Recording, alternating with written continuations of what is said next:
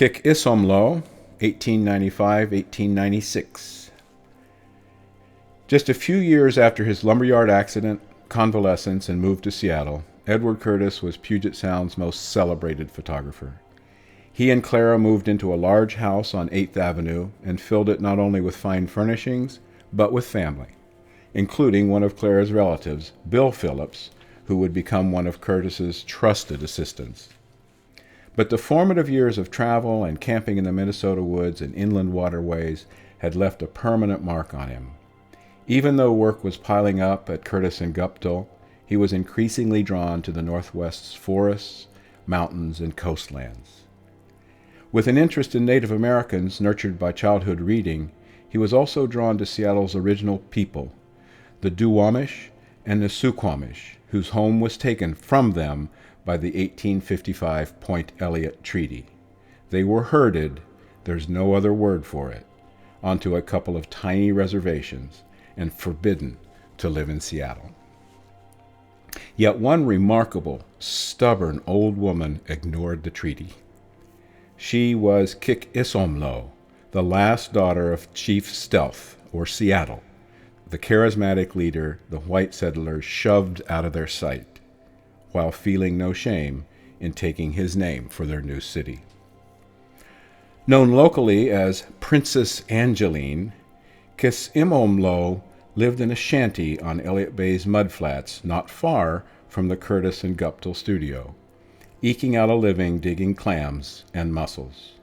Notoriously grumpy and cantankerous, she wore layers of rag-like clothing against the region's damp chill. The press and townspeople treated her like a mascot, condescendingly promoting her as a tourist attraction. See the last real Indian. Curtis first met her sometime in 1895 and wanted to photograph her, but she spurned him many times. Finally, when he offered to pay her $1, equal to at least what she would otherwise earn in a week, she relented.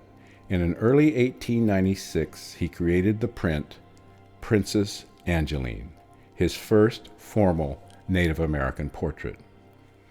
It is a humane, powerful image, capturing Is Som Lo's depth, dignity, and strength. It also records what we can only recognize as a profound sadness. With an instinct that led him to his later work on the North American Indian, Curtis realized that he wanted images of Native people not in formal studio portraits, but recorded in their own world, reduced as it was, where they lived and worked. From Is Som Lo, Curtis learned that small groups of Duwamish and Suquamish people lived at the southern edge of the city.